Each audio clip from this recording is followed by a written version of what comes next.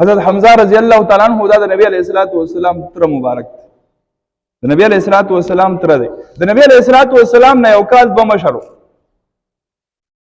او د نبی علیہ الصلوۃ والسلام سره به انتها محبت یو ځل دا حضرت حمزه رضی الله تعالی عنہ د ښکار نه راغی چې د ښکار نه راغی نو د چې کومه وینځه چې هغې ورته وی وایي دا غشې او لنډکۍ دې کېده ښکارونه مه کوه ورشه وراره درله ابو جهل وهلی دی او بېعزتي وله کړې ده د خپل وراره بدل دې واخله حضرت حمزه رضی الله تعالی عنہ حق لنډکۍ ورسره وه او حرم شریف ته راغی حرم مکی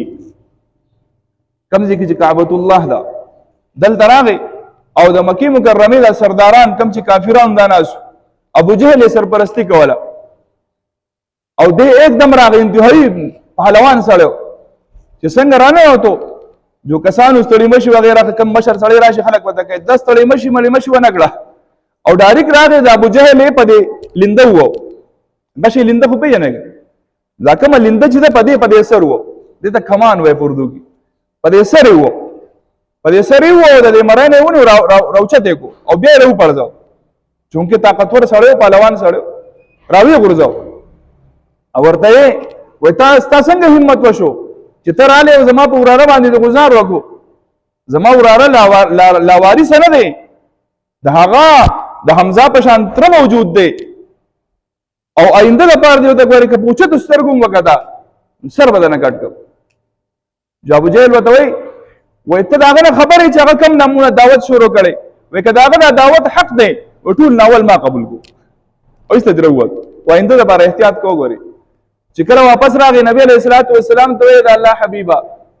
مبارک شه وراره مدل بدل واغستو ابو جهل مدل بغون مجلس کې بیزت نبی علیہ الصلوۃ والسلام ورته فرمای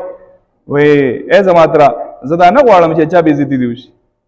زه خدا غواړم چې کوم خبره مې هغه ته پیش کړی دا هغه تاسو پیش کوم جئتکم بکرامات الدنیا والآخرة ما تاسو ته دنیا او د آخرت عزتونه راوړي دي بس دا کلمه وای لا اله الا الله محمد رسول الله تم کامیاب شي دا ټول به کامیاب شي وای زما وراره چې ته به خوشالهږي واره زدا کلمه یما او کلمه د شهادت درست کړه او مسلمان شي عمر رضی الله تعالی عنہ په شان پهلوان سره په مکه مکرمه کې نو چې کله ډیر روان شو راغی د نبی علیہ الصلوۃ والسلام د قتل پسې نبی علیہ الصلوۃ والسلام مجلس کې ناس دي صحابو خبر راوړو عمر را روان دی او طاقت لول غواړي نبی علیہ الصلوۃ والسلام ورته فرمایل هیڅ پته نه لګي چې هغه د سر کټ کولو لپاره راغلی دی هغه د سر ایښودو لپاره راغلی دی د اطاعت لپاره راغلی دی خو به هر حال چې راشي نو خپل انجام به بیا ویني حضرت حمزه رضی الله تعالی عنہ فورا پاسېدو اے زما وراره کچری عمر نیک نیت راوړو نو خپل نیت به ویسي خو که په بد نیت باندې راغلی نو ګورې خپل سر به زما په لاس باندې قلم کی دا دونه بهادر سړی چې د عمر رضی الله تعالی عنہ په مقابله کې ودرېد او کله چې عمر رضی الله تعالی عنہ راغی وره وټاکاو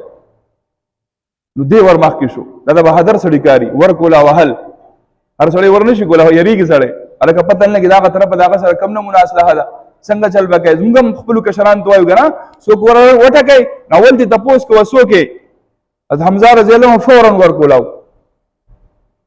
نبی علیہ الصلوۃ والسلام پوه شو دا پهلوان سړی دی اسنه هغه خبرې اوریدونه مخکې چې کوم دی هغه سره لړۍ شروع نه نبی علیہ الصلوۃ والسلام فورا ور مخکې شو عمر راضا سنیت دراوړې حمزه رضی الله عنه ته غلیش او ته دا الله رسوله زه ایمان راوړل ما ته کلمه وایي زه مسلمان شم او کلمه وی مسلمان شو حضرت حمزه رضی الله تعالی عنہ دا هغه سړی